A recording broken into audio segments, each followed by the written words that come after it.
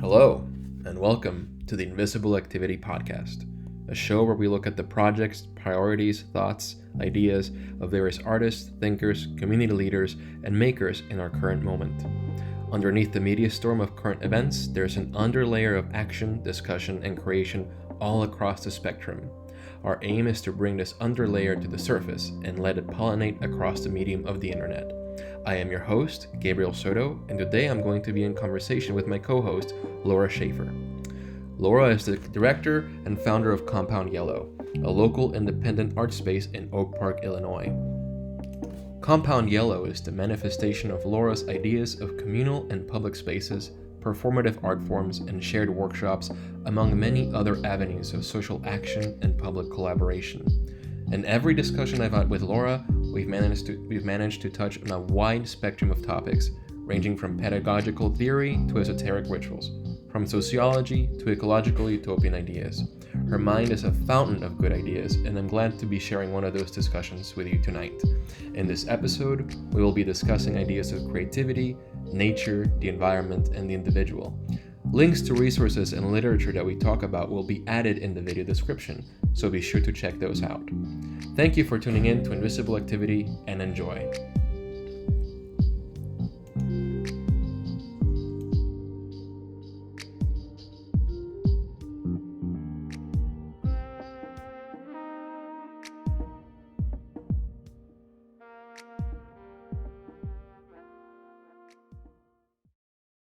Right, and we're live.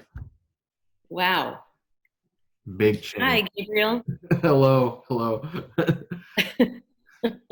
So, start us off with what you've been dying to tell the masses today. Well, I think our topic today was is called nature. I thought you were introducing, but sure. Nature. No, I'll do that post creativity. Post shoot. Yeah. Post podcast. You'll Yes. I've written the script down. What I'm gonna say. It's very confusing. So the topic today was nature, creativity, and environments. Mm-hmm. And I think we started thinking about this as a topic. I believe I was having a conversation with Ben Shepherd, and we were discussing how important your environment is to your creativity, right, and to your sense of just having the right environment. What is the right environment? What do you need in your environment to feel creative and to feel kind of just engaged? Yes. Because some environments are suffocating. Yes. And others are not. So what is that? You know, what makes a creative and inspiring environment? Mm-hmm. What is an artist or a writer or a thinker need to surround themselves with in order to feel alive? Yeah. Well, affordable housing for starters. A what? Affordable housing for starters. A house, a shelter, some kind of shelter. Yeah. Yes. Mm. Yeah.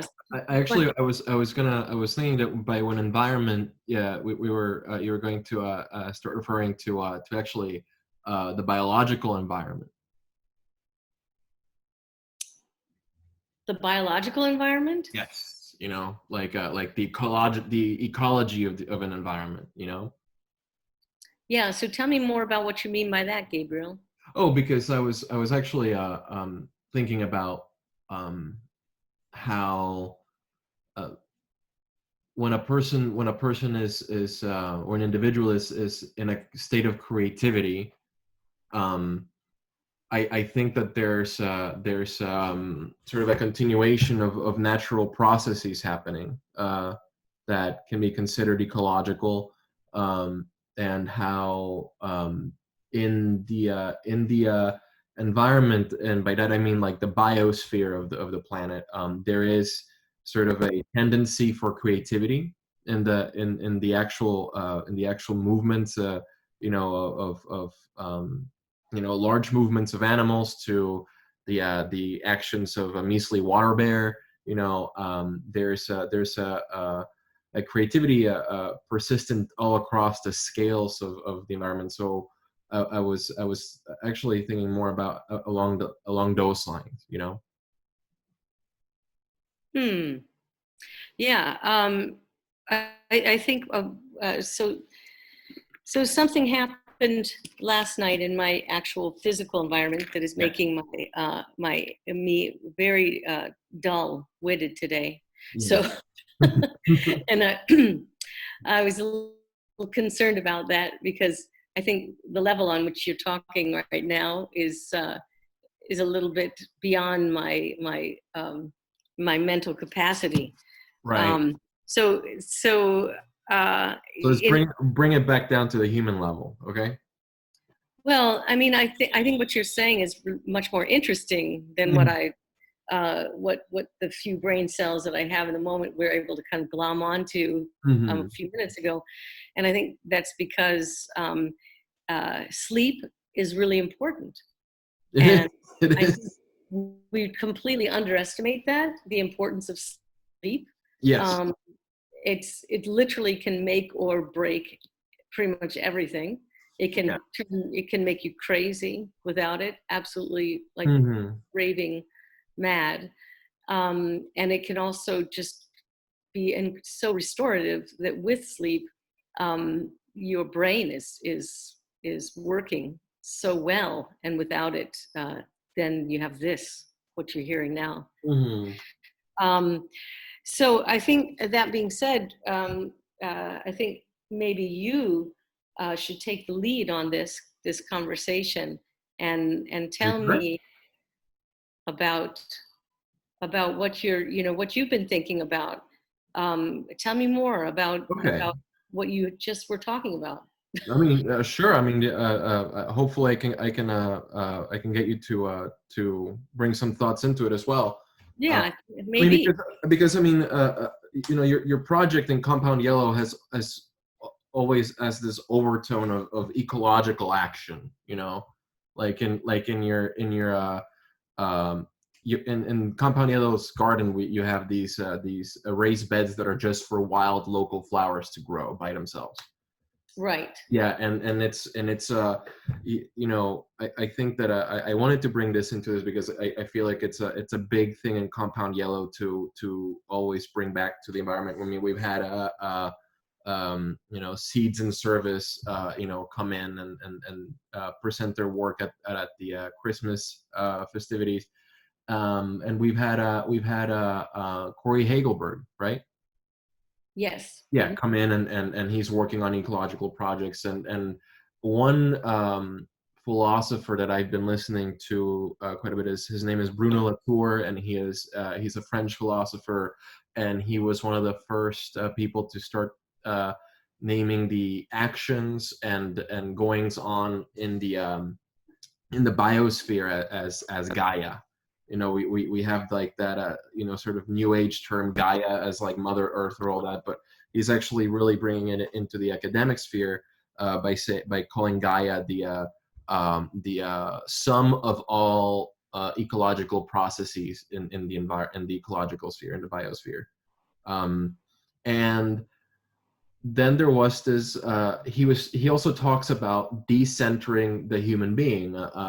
We've had this process of decentering ourselves throughout the past, I don't know, 1,000 years, where first humans thought that the earth was a static sphere, in the center of the universe, and everything revolved around it. And humans being the most important animal on the planet, and it's been sort of like a decentering, a gradual decentering from like, well, we're not the center of our solar system. We're just one planet, revolving around the sun, and the sun is more or less the center. then we have, well, and that solar system is not the whole universe. That, the solar system is just one system in the galaxy, and the galaxy is just one galaxy among trillions of galaxies. But one thing that was not decentered was that, or the thing, actually, something that was centered substantially, um, throughout all this, is that people started saying, well, there's no intrinsic value or meaning, outside of the human mind. What's out there, the fuses, the wild nature outside of our civilization is lacking of any inherent value, purpose, or any teleological properties. And Bruno Latour is saying that that's also a centering of the human being, saying that the only human beings are able to have meaning and value, and all that, and that we have to start paying attention to non-human values and non-human creativity and non-human meaning. When you see, for example, the wildflower beds in Campagnola, I was reminded of this by seeing, like, you're giving nature a space to hold its own values, up to its own standard, in that little space, you know. Yeah, there's a word for that where is it Anthropocene, or you know what I'm saying? Yeah. We have a very anthropocentric view of value and meaning and creativity, And I was and I'm interested, actually, in seeing how creativity, how can we spot this creativity, in nature, without calling it just a random evolutionary process, you see? I do. Yeah. Um, yeah, I mean, I relate to this by just kind of being here, watching things, everything kind of grow and take place without too much of the human hand at all. Yeah, I mean, you like Yeah. to have a hands-off approach to a few things, and just let them happen as a um, normal organic process. Even when you're dealing with relationships in the gallery, with people happening in the gallery. Yeah, I mean, this reminds me, this morning, or yesterday, we were looking at the gardens, my son and I, and we started to notice that the little plants that we started growing in the soil, in these raised beds, were yellowing and brown on the edges. Yeah. And so, my son is learning about the importance of nutrition in the soil, and Hmm. he was kind of hypothesizing, well, this could be a deficiency of one mineral or another, or some nutrients in the Yeah. soil. And I wrote to a friend. I recently met somebody living here in Oak Park, Daniel Price, Hmm. who went to school at OPRF, and then went to college, and was traveling around the world. And now my brain is not remembering when people go to different countries and they work in different countries. There's a There's anyway. a fancy term for that. Well, it's not so fancy. It's really like anybody who had a night's sleep would remember that. I But don't. anyway, he worked in different countries, and he set up farms, and he learned all about biodiversity and permaculture, Hmm. um, and then he came back and he started his own garden and his own kind of gardening Yeah. business here. And he just wrote this email to me. He said, yellowing of leaves is related to the metabolic function of plants. If a plant is having trouble with nutrient uptake, the leaves will yellow because the plant is having trouble making chlorophyll, the green pigment in plants. Right. Nutrient uptake issues in plants are usually a sign of soil deficiency or pH level imbalance. It all relates back to the soil. Good Hmm. and well-balanced soil and high microbes populations, especially fungal, are able to support healthy, vigorous growth in plants, because plants have consistent nutrient uptake of the things they need when they need them. Yes. So I Especially just thought, nitrogen, especially, right, nitrogen being the main protein the main element that plants need for protein. So they need nitrogen fixers in the soil as well. that's right. Yeah, Yeah. and this is all this is all going on, and Mhm. we're just observing from the top layers of, Exactly. And you're only seeing kind of like the end result of it. But there's a right. whole lot of communication. And actually, you've touched on this before on what's called the rhizome or Yes, I was just looking into that this morning. yeah, where entire ecosystems of plants and fungal and bacterial citizens of an ecological polis, communicate and share with each other the nutrients they need, and they all have their own functions. You see, Yes, like nitrogen fixers have especially deep roots that go way deep down to fix, to get all the nitrogen out of the soil and then bring it to the top for the rest of the plants. And the other plants provide, protection for these plants. And you have fungal highways that transport nutrients from trees that go, hundreds of miles of connective tissue. You see? and it's just it's really amazing, and I think Yeah. that living in the suburbs, walking past green lawn after green lawn, you recognize how we're stripping our land of that Hmm. communication system. We're Yeah. just we're mowing it over, and then we're spraying it all with insecticides, and Hmm. then having to water all of that.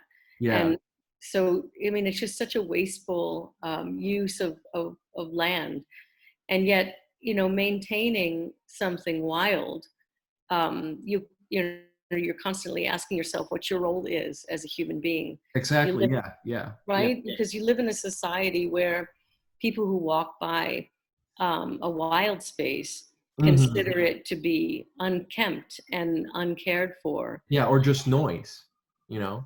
Noise, or just like uh, a display or an exhibition of someone who is not caring, Yeah. who's not taking care of being a good steward. And the opposite is actually true.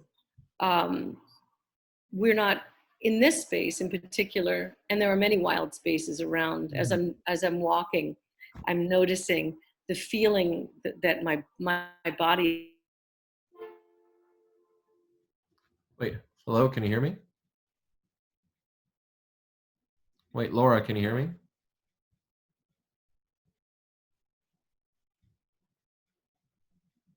Well, at least they are they are creating space Yeah. for this diversity, this Hmm. um, biodiversity, right? Yeah. There's so many creatures that depend on shelter as well. Like we're always talking. You just talked earlier about having affordable housing, Yeah. and when you think about all the insects and the creatures that are wandering the earth while you are just doing your human things, right? Hmm. You're taking your shower, and you're Yeah. cooking your meal, and you're going to the grocery store for your food, Yeah. and and and then you're going to bed. Yeah. And when you go to bed, there's a world outside that's waking up, that's Hmm. doing things and working and not stopping. And our sleep cycles are different, right? And we have Yes. nocturnal and creatures that are roaming and building. And when you think of the kind of manicured, curated, mulched garden spaces, Yeah. you're essentially imposing your human systems onto nature and the world around you. Yeah, I Uh, mean, I worked in a place where they would always have the gardening club go in and place plant flowers, all along the garden. and there were always, non-native flowers, and it always would be Right. for the sake of looking pretty for the summer, and it always to me rang like uh sort of imposing something on the land, and um something on the actual soil that shouldn't be there, and what would happen if you would just let it grow on its own, and sort of brought the question of like what's more creative, getting a lawn that's like perfectly flat, not no overgrowth, and you have your rows of flowers neatly there, or is it more creative to work with the soil, and sort of let it be its own thing, Right. I wonder sometimes, what is the reason behind this need that human beings have to control everything? Yeah, And yeah, um, right, it's about control. But when you think about all like the bees, an example of the North American bees, um, and how they may hunker down under a piece of peeling tree bark, yes, or stay tucked away in a mhm, hollow stem of a bee balm plant, yes, or an ornamental grass, right, or ornamental grass. And so when you're cultivating these kind of wild prairie native gardens, you're providing so much for these for the bees and for all kinds of insects in way of housing. I never thought about that before. yeah, um and people are we're making bee talking, hotels, yeah, I yeah, mean, we're brought up thinking in the city, being city kids, that you're supposed to rake your leaves and throw them away. mm-hmm. And living here, I've learned that by doing that, you're you're taking away this kind of nutrient rich blanket Yeah, that you are. actually um, covers the earth in all seasons, in the winter and the fall, and allows for insects to lay their eggs and to nest Yeah, no, and it's a literal mulch. It's a mulch. yeah, and It's free mulch. uh, but it's very hard. It's interesting because it's very hard to, it takes a while to unlearn what we've been kind of taught and brainwashed to believe is um, the way to be a good person, a good steward of your land is to take care of it, right? Yes. And so I feel like it relates to what's happening right now, with the pandemic. It's taking so much time to unlearn everything that we've been Yeah. told, right? Yeah. That we're in like third month, right? I And think it's the third month for second week of the thing, and I think a lot of people by now have just called this year a rain check year by now. You know. right, and I think it seems like just now, after almost 3 months, we're at the point where we've slowed down enough, um, to be able to think about these things, to be able to notice that, and to maybe embrace a different way of Yes. moving forward, right? Yes. Of I mean, reorganizing the economy and yeah.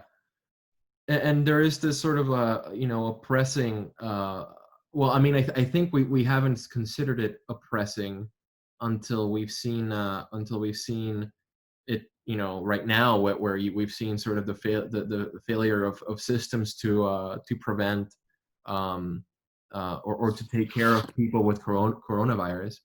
Um, but wait, I'm losing you. oh, you're losing me? Can you hear me now? Hello?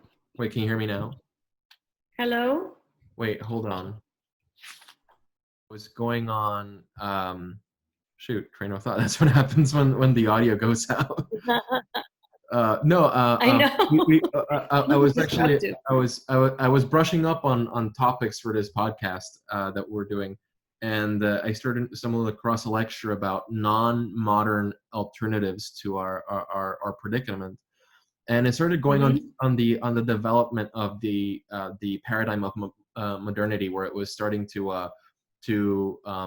come up in the age of the Enlightenment, saying, on individual rights, on the individual rights of a human person. um, and sort of it was this movement to free people, well, free European people. That the Enlightenment was still a huge effort to colonialize the non-European world, but it started to sort of center on the idea of the individual as sort of the atomic level of society. Sort of the individual is the unreducible unit of society, and you have this idea that the individual is what matters. The individual is the center of this ideology, and then you have sort of this idea that you have to control the environment. We have to become masters of what's around us. We have to master the environment, master technology, and bring forth industry. And sort of out of this, you start getting the beginnings of modern capitalism, and you start getting the idea, the beginning stages of the predicament we're in now, which is late stage capitalism, where um, we see a blindness to how the individual actually is, not just it isn't actually the irreducible first unit of the environment. We have to even begin to sort of eliminate our ideas of what an individual is. When you see protests with people that don't want to wear their masks, and they're blocking people from, nurses and doctors from getting to the hospital. I think I see like the logical conclusion of like what happens when you just focus our entire social norms on the individual. Mm-hmm. And I think that we've begun to see in ecological, and this is like why I wanted to talk about the ecological stuff, and the rhizome, and the all these non-human systems that seem to ostensibly have values and efforts to work together. How can we get rid of this modern idea of the individual as the end all be all, and we start sort of working towards a rhizomatic state, where we can actually begin to sort of see the individual not as the end all be all, but sort of as a helpful denominator for talking. Right.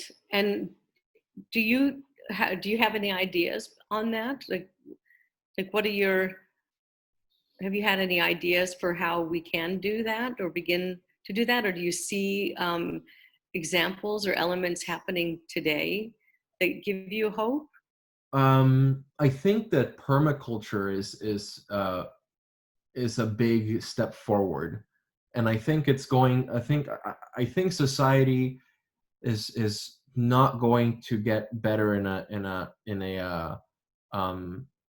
significant way until we realize that food should be abundant. Um, and I see a lot of people sort of saying there's an overpopulation problem with humans, and that we can't, we're reaching a point where we have too many people. And it's not that. It's when you consider, for example, all the lawns that are just lawns, and you consider that those spaces could be used for growing food. Um, you could have a self-sustaining populations of people everywhere. You could have a lot of that. So for me, a permaculture and food co-ops, and I mean, you're seeing some of these projects starting up in Detroit, Los Angeles, and I think areas where the lower classes have to turn to something. Um, I'm seeing that as hope, and I'm also seeing some hope in psychedelic research, where people are actually taking the use of psychedelics as a means for decentering the individual within a person's mind.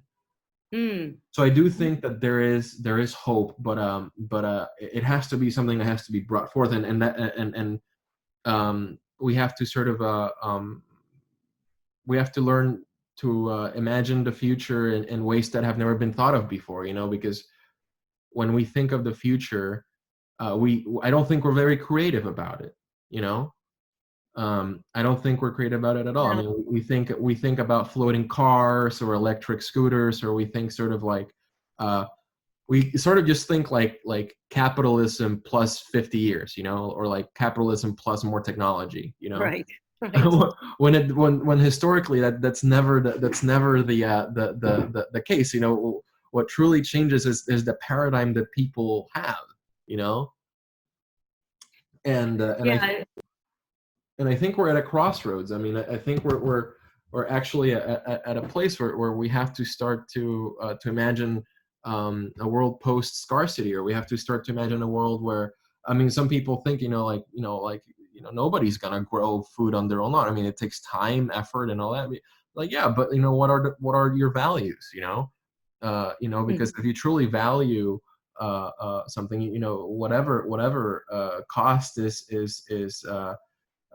whatever the cost, you're still gonna go for it.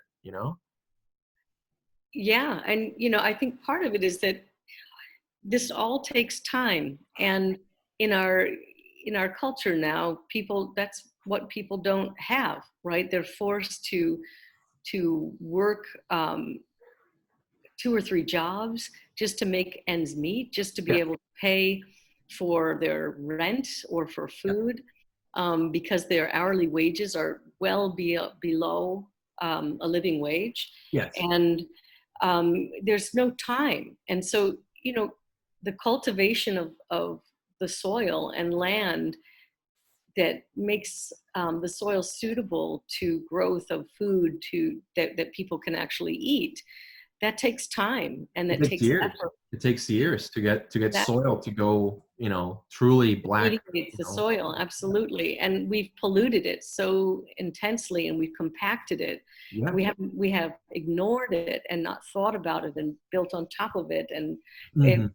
we've abused it and dominated it and colonized it to the Yeah. point where it really is a more than a full-time job now to bring it back to center, right? To really to give it to give it the time and the attention that it needs to be able to give back to Yeah. us. Yeah.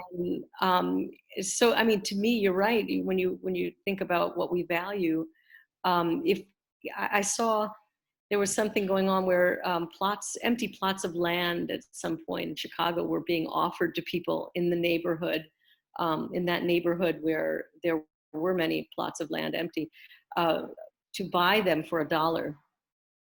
And that gave me a lot of hope, because I think Yeah. if on your street there are 5 empty plots of land, and you're able to buy those plots with your neighbors for $5, Yeah.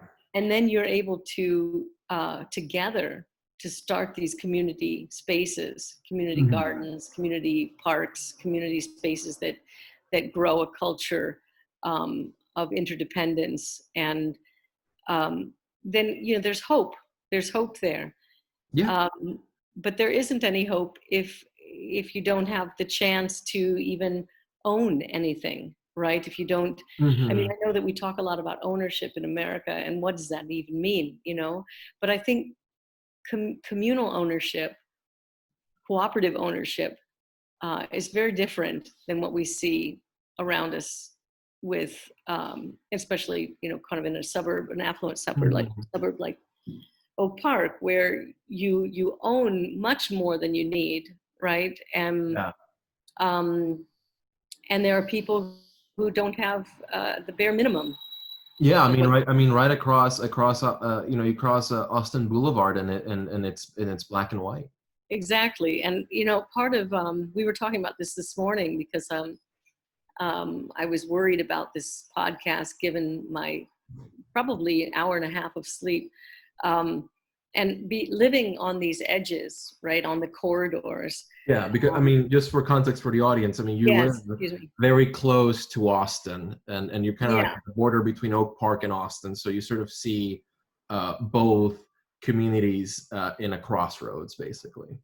yes. And we also live on Lake Street, which is a main thoroughfare, a main corridor Hmm. street, and across from a large open parking lot, Pete's Fresh Market, and then there's the Green Line. Yes. So it's an incredibly active, busy, very public site. Hmm. Um, and so we kind of, it's like living on the street in some way. I mean, we have a house and we're really happy and grateful to have that shelter, but it's so public that basically we participate in whatever is happening Hmm. um, on the street. So, if somebody has no shelter and they're experiencing a mental health breakdown, or they're addicted to a substance and they're Hmm. roaming the streets, we are living that. It's Yeah. right. It's right there. The police are chasing someone or pulling someone over, Yeah. and then it's like you really don't have a lot of control over your environment Hmm. at all. And um, I mean, the most beautiful thing in some ways uh, is that lack of control. And yet, sometimes you are a victim to that lack of control as well. You're Yeah. victimized by it because you're sleep deprived and you're rest and silence deprived, right? Noise, there's so Yeah. much noise. But then on the other hand, there's a kind of beauty to it because you really do not feel sheltered from life. You feel that you are in it, you're experiencing it. Maybe not exactly in the same way as other people because you are privileged enough to have a home. Yes. Um, but you're much more aware of the struggles and the difficulties uh, presented by this systemic racism and um, lack of care, right, Yeah. in our culture for others, right? Just this Yeah. kind of self-centeredness. So you're in some ways, this exhaustion is very difficult, but in some ways, I'm also kind of grateful to be able to participate Hmm. in it. Hmm. I remember, not too long ago, I woke up and looked out of my window, and I saw something kind of like furry and moving inside of the tree. Yeah. And after watching it, it began to kind of breathe, and I knew that it was a creature. But Hmm. after watching it for a while, it turned its little head, and I saw that it was a raccoon. Okay. And the raccoon, is nocturnal, so they climbed up into this tree, 20, 30 feet, and was sleeping, perched very Yeah. delicately on this branch. And it just made me aware, and it was actually a very comforting feeling. But it made me aware of everything that's happening outside of us Yeah, I mean, all it's not a stale world out there without us. It's a the very time. Yeah, active, lively world. yeah, yeah. And now that now that we've slowed things down and I mean, now it's ramping up. I can feel it. I don't know if you can feel it, but the speed is coming back. More movement, more cars, more. Yes. Yeah, I mean, you go out Um, in Oak Park and it's basically life as usual. Just people wearing masks now right, and right. making lines at the bank, and that'll be on for a while. But the momentum sort of has begun to come back. But for a while, it was quiet. It was really quiet. It's eerily quiet. Yeah. Yeah. And then, the animals were feeling a lot more comfortable Mm. just coming out. I'm pretty sure we had a deer in our yard not long Yeah. ago, chewed a tree off. tree, our little non-native Japanese maple that was planted before we came here is gone now, and someone ate it, and some creature, I'm sure. But in a way, that's also okay because we don't own this. We don't own nature, Mm-hmm. and it's nice to be reminded of that. Yeah. Well, I think that it's nice to say that you're participating in nature. Right. That I mean, because even though, let's say that you own and you steward the plot of land, um the raccoon came and made its temporary home in your tree, you know allowing you to participate in the stewarding of what was essentially a raccoon Airbnb, like, you know And well, the proximity of this huge, furry, warm creature was just really comforting. When the raccoon left his little Airbnb tree, B&B, really an Airbnb, right? yeah. Um, I missed him. I missed him a lot, Yeah. and I'm not joking. I really missed that proximity to this wild Hmm. creature. And of course, and afterwards my neighbors all said, "Oh, they're going to get into your attic," and all these kind of fear stories. But that didn't, it could have happened, then you just cross that bridge when you get to it. But Yeah, and I mean, and going into like the aspect of creativity. I know we haven't talked about art and creativity, but I'm thinking about creativity more and how we imagine our daily lives and how we sort of create our daily lives day to day by thinking about the norms we follow or the values we have, and sort of wait, can you hear me? yes, Okay, I'm yes, sorry. I'm sorry. Yeah, I think it's sort of we have to begin to have discussions about okay, so what if raccoons get in your attic, um, because you could just have an exterminator come in or animal control come in and just make it your attic completely inaccessible to raccoons, or you could just actually make the rest of the house, the parts that you don't want the raccoons inaccessible, but let the attic be part of their accessible spaces. You see, you know. I've I've I've heard some some stories about that, and I don't think that raccoons and humans do too well living that close to each other. Yeah. Um, but I think making outdoor spaces, or Yeah. even if you we have all kinds of areas in our on our little patch of land here that where we've kind of built up piles of leaves and wood, Yes. and they're rotting, and and those are places where the animals can nest and build their homes.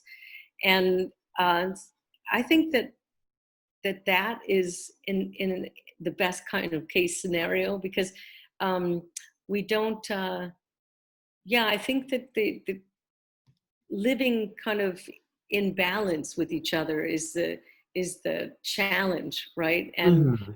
um, I mean, this gets back to just raking the leaves and cleaning the yard and taking the stalks down and Yeah. throwing everything away.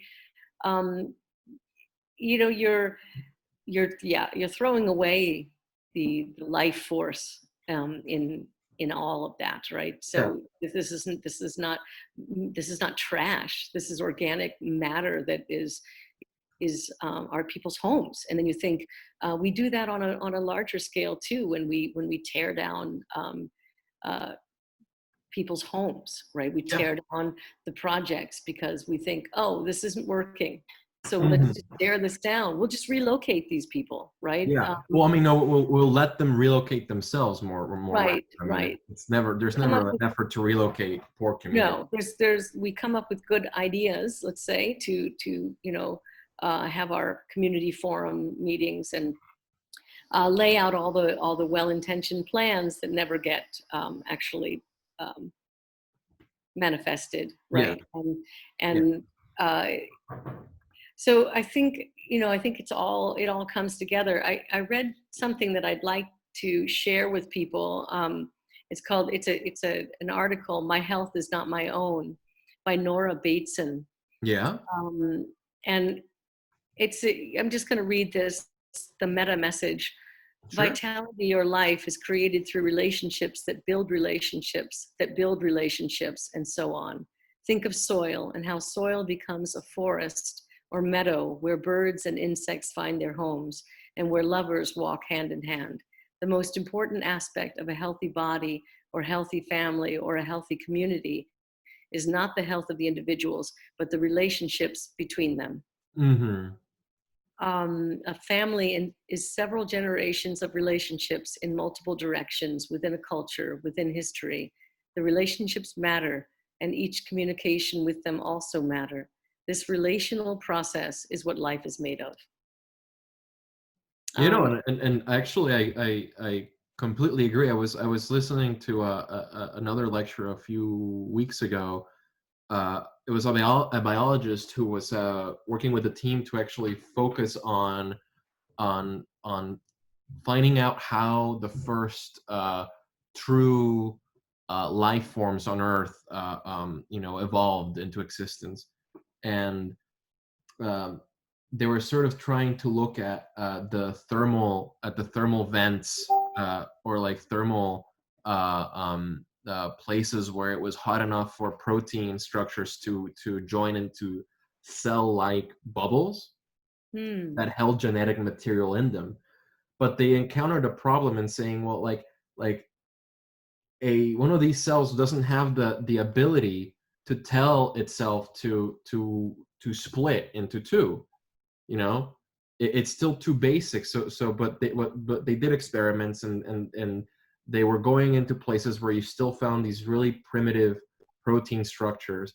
And what they found was that these these bubbles of protein, what they were doing is that they were opening themselves and allowing a relationship of DNA sharing across the entire pond. So every one of the little bio bubbles there was on a horizontal transfer with all the other neighbors. And the only reason that they managed to become the first bacteria, or the first uh, um, fully functioning single-celled organisms, was because there was this whole communal effort, on behalf of all these, millions of bubbles, like sharing DNA and trying it out, and then sharing that a successful bit and giving it to the other bubble and saying, all right, you try this, and then and that's what culminated into life as we know it. You know, yeah, and sort of I think what you were saying, and sort of flies in the face of, I mean, it properly flies in the face of this idea of like survival of the fittest. You see, hmm, that your health is from strength, and from fighting the environment, or fighting the forces outside that want to kill you, hmm, hmm, hmm. I mean, what do you what do Yeah, you have to say? sorry, I was thinking about that. I needed to think about that for a moment. Couldn't respond. Um, I had a thought, and as you were speaking, and then I kind of sorry, I lost it. Yeah. But No, but I do like what you're saying, that everything is a relationship, that everything is a I and Tao. Everything is a process of giving and taking, even if you're unconscious of it.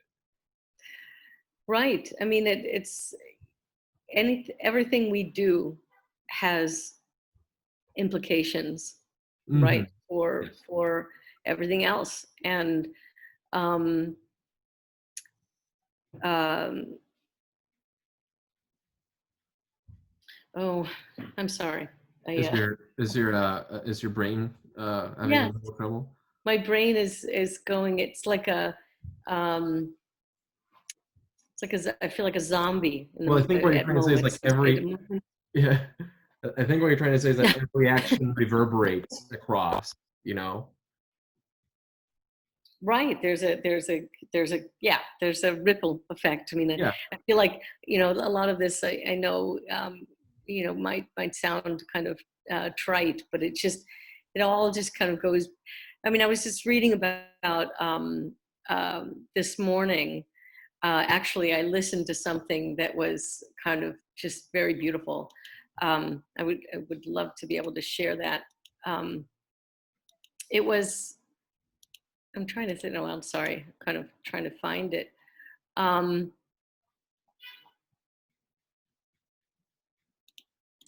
it was about walking. It was the art of walking. Yeah, and you have been doing a lot of walking. Yes, and this was sent to me by my dear friend Andrew Patterson, Andrew Greif Patterson. It might be Griff.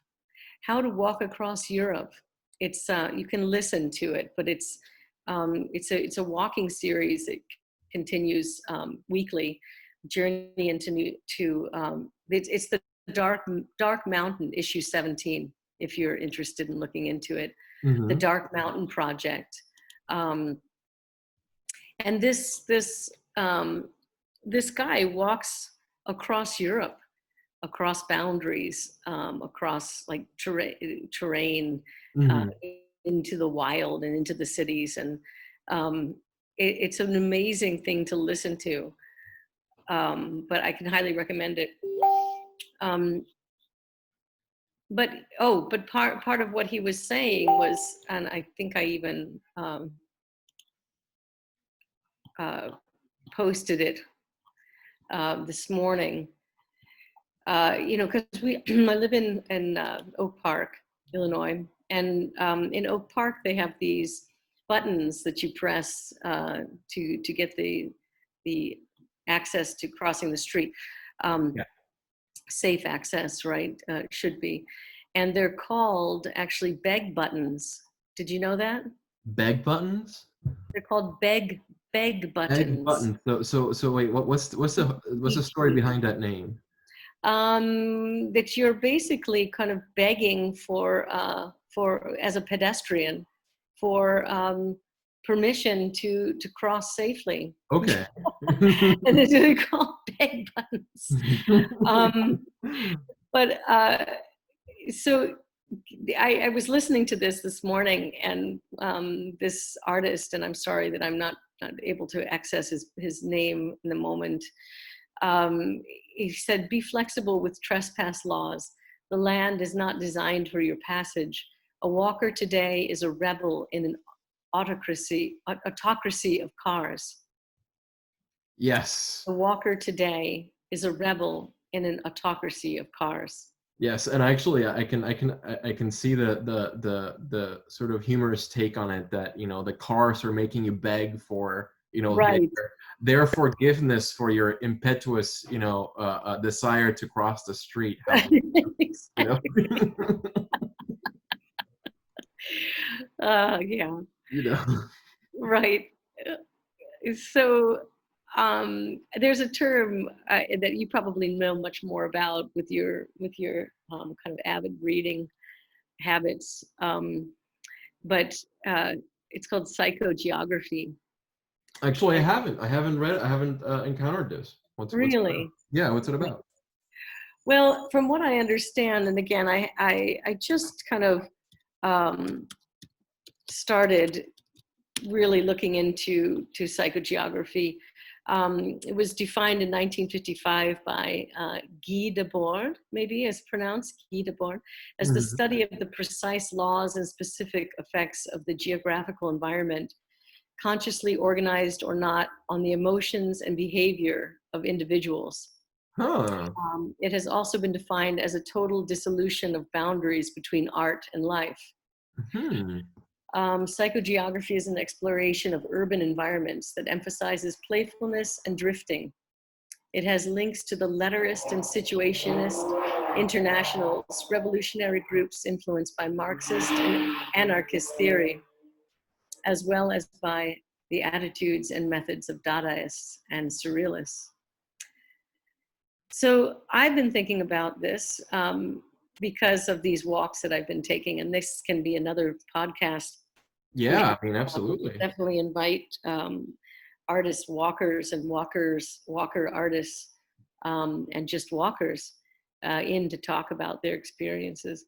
But what I kind of get from it so far on layman's terms is when you slow your body down to its own pace, the pace of your own feet, your own the stretch of your legs, and you're putting one foot in front of the other, and then the next. You have a chance to notice things that you can't notice when you're in a car, right? And you can't notice when you're even on a bike because of the velocity. Right. So when you slow things down, you begin to notice all kinds of things, and you begin to kind of interact with your neighborhood and your kind of your body in your immediate environment there. I mean, your environment in social ways that are very, very different. And if you continue to walk the same walk from sometimes from a different perspective, if you walk the alley, or if you walk toward a house or toward a tree from the east versus from the west, on the north side versus the south side, I find myself, I'm not even going to generalize this, coming upon the same things that I've seen over and over again, but they're new each time because you're seeing it from this new angle, right? And from this new perspective, the new day, the new weather, the new light, right? And so you just develop this kind of sense of place and sense of being in place that is much kind of it's more multifaceted, and it reminds me of the quality of memory, right? How we, memory is not there's no clear narrative. We make up a lot because we're trying to create a narrative, right? Right. But there are all kinds of holes and gaps. And it's just really interesting when you think about coming upon the same tree 100 times from different directions and different times, different days, how well you would know that tree, right? But so I don't know where I'm going with this at all, but that's fine. somehow it seems to connect, and I No, I mean, I think you're actually going into what you started with on how your immediate environment affects your creativity and what an artist needs in their environment. You see, so I think you're actually bringing into this relationship with your immediate environment that actually is suitable for artistic and creative endeavors. And maybe there's something about knowing, about really the process of knowing something and someone and learning, right? Learning more about it. I mean, maybe that gets back to why people, I think if people knew if they knew more about what was going on under the leaves and inside of the stalks and or just under the mulch, under the mulch, in the rotting wood, in the places that are neglected, quote unquote neglected, right? Because in the neglected, if they knew what was teeming, the life that was teeming in there, then they would be able to treat it differently. In fact, I wonder how it would feel if people really could take a kind of microscope to the world. How would it feel to rake that up and put it in a garbage bag and throw it away? Yeah. You know? Yeah, I mean, or if just people knew that, food waste is the one thing that you can use to make a soil. Right. And how valuable soil is. I mean, any farmer can tell you how valuable good soil is. How valuable. Yeah. How how everything is reliant on the health of the soil. Yeah, I mean, I mean, the Every, reason we're eating the food we're eating now is because somewhere, somehow, they're taking care of their soil. right. I mean, it's mind-boggling, Yeah.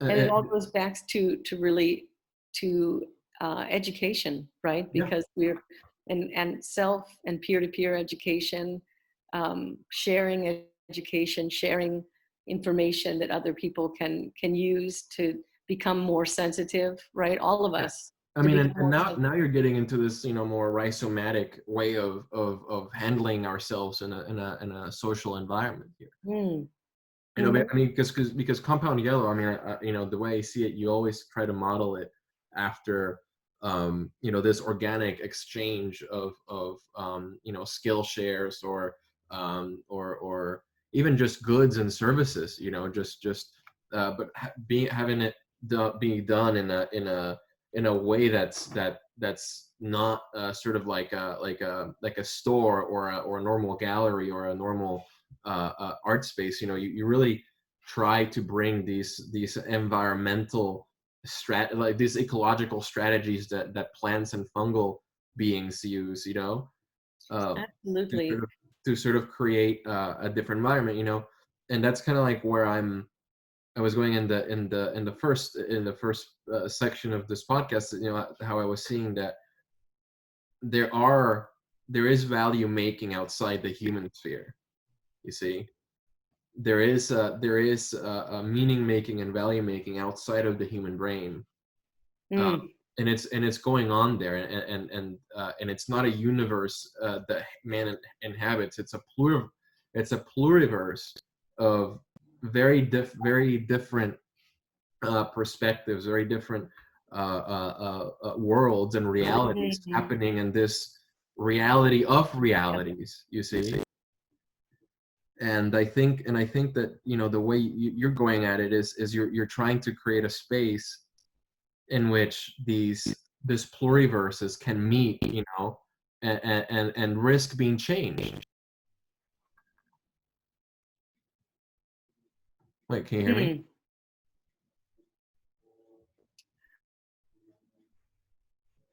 Yeah, I can. Um, the other yesterday, I am Wait, hold on. I'm sorry that I always who kind of stumbled on a few. Can you hear me? Yeah, I can, Hello? I can hear you now. I can hear you now. We're gonna have to Oh, cut a few seconds from the audio, or apologize for it. oh yeah. Yeah, Well, no, kid, that's fine. I mean, we know the nature of Zoom calls, so it's fine. I think our listeners right. understand. But what were you saying? Well, I was just telling just a tiny little vignette story that we might need to end on, I suppose. But um, I was um, I was going through some stuff in the storage, trying to become a little bit more productive Yeah. this time, Yes. and came across lots of books and things that we didn't really weren't using right now and didn't need. So I posted on Facebook these series of books and things that were free that I could bring to someone or somebody could pick up. And some people claimed things. I brought a few things to other people, and then I took a bench that um, ended up, an artist, Ji Yang, participated in the series, the curatorial series called 12 Openings here, Yes. and his project was to to build some benches for people to Yes. sit down. And I just thought that was one of the most beautiful art projects that we've done here. And I continue to enjoy it on a regular basis. I put the benches in different places and watch people interact with them. Hmm. There are not enough benches anyway, but around. Anyway, there were a couple benches, and I designated one bench to a free bench, and I put a little note up there and put some things on. Um, And I watched this older man who I think had come to a couple of openings at here and eaten with us and seen some art. And he was walking by with kind of heavily laden with bags, and he made himself comfortable sitting on one of these benches. And I was watching him, and I was enjoying that. And then he got up to the other bench, and there was only one thing left on the free bench, and it was this beautiful kind of flowered handkerchief. And I saw him just look at it, and then reorganize himself and pick up that handkerchief and put it in his pocket and walk on. It gave me so much pleasure. It's just this little thing, where things are happening because of gestures that were put in motion. Yeah. For to invite people to rest and to invite people to take what they need when you don't need, when you've got more than you need. You know? And if just for a moment create a moment in both time and space where it's where a true exchange of realities is happening. You see, where you're allowing that man's reality to come into yours and yours into his. Yes. You see, and there's a cross pollination there. However small, there's still right. There, Right. And again, this is the goes back to the gift of this time. Yeah. Which is time. Time, yeah, just time to rethink, time to evaluate, and time to reevaluate, and grow things. Yes, and grow things, hopefully food. And I think this is a good time to end the podcast, actually. Yes.